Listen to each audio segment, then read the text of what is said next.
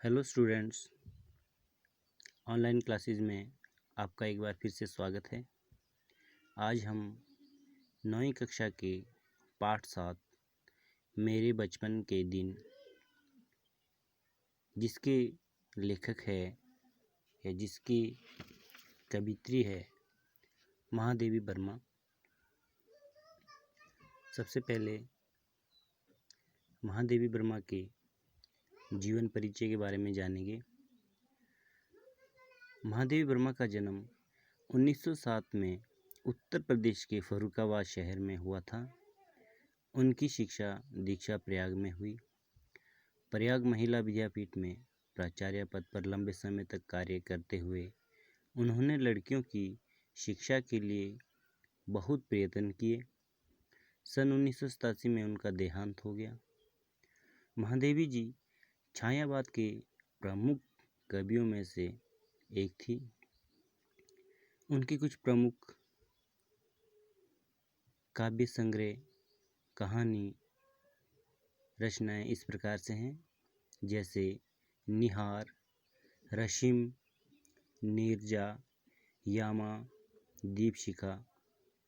कविता के साथ साथ उन्होंने सशक्त गद्य रचनाएं भी लिखी हैं, जिसमें रेखाचित्र तथा संस्मरण प्रमुख हैं।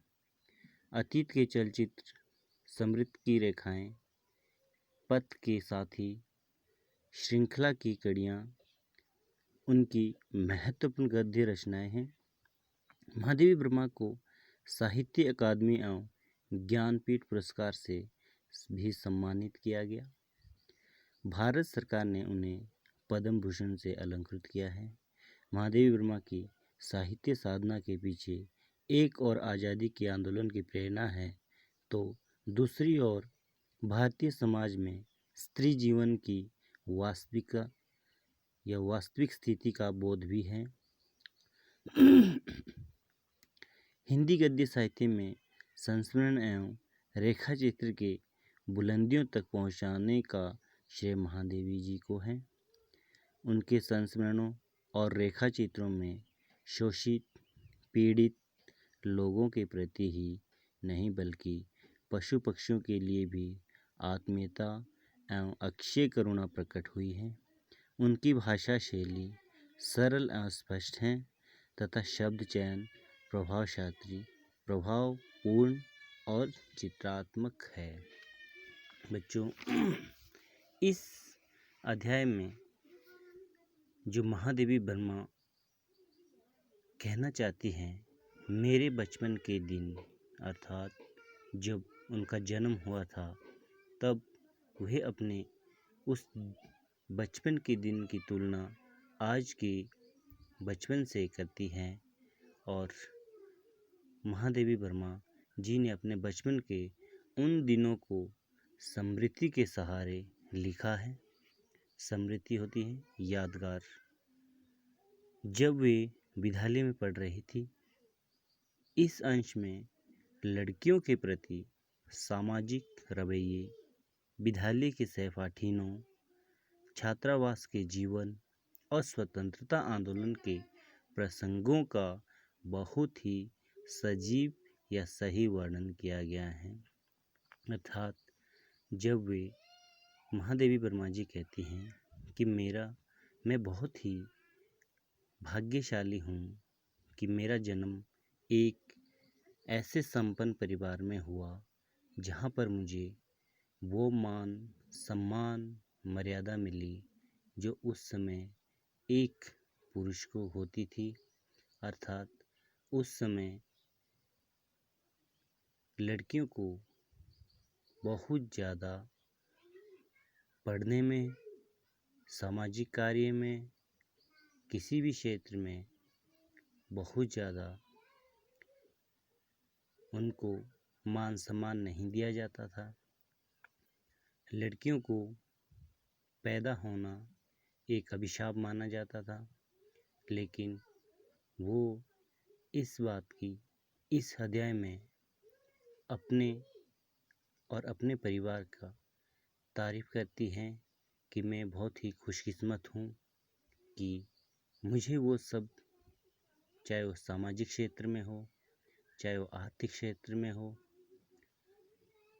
किसी भी क्षेत्र में मुझे वो पूरी इज्जत मिली जो एक पुरुष को मिलती थी। लड़कियों के प्रति सामाजिक रवैये अर्थात उस समय किसी भी घर में या मध्यम वर्ग, शोषित वर्ग, लड़कियों का पैदा होना एक बहुत ही कलंकित माना जाता था। उन्हें सामाजिक क्षेत्र में पढ़ने में या भारत के आज़ादी के लिए आंदोलन में भाग लेने के लिए प्रोत्साहित नहीं किया जाता था, लेकिन उन्हें वो सब मान मर्यादा या चाहे आज़ादी के आंदोलन में 19वीं शताब्दी में जब हमारा देश अंग्रेज़ों के गुलामों की जंजीरों में जकड़ा हुआ था, उन्होंने अपने कॉलेज में या अपने जो सहपाठिनी थी उनके साथ मिलकर इस चीज़ या इस आंदोलन में भाग लिया। तो बच्चों, इस अध्याय में महादेवी वर्मा जी ने इसी बारे में वर्णन किया है कि उस समय की जो महिलाओं के प्रति एक सोच थी वो सही नहीं थी।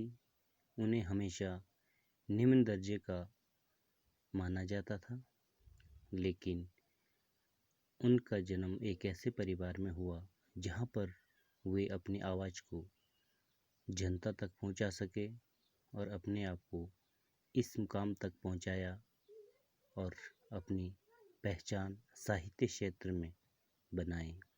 तो बच्चों, आज इस अध्याय के बारे में हमने पढ़ा और एक बार इस चैप्टर को अच्छे से रीड कीजिएगा। इसके क्वेश्चन आंसर है पहला, दूसरा, तीसरा और चौथा सारे अपने फेयर नोटबुक में कीजिएगा और मुझे शो कीजिएगा। और मैं बार बार यही कह रहा हूँ, 9th क्लास का होमवर्क एक आधे बच्चे को छोड़कर और किसी का भी मुझ तक नहीं पहुँच पा रहा है। So please complete your written work. Thank you.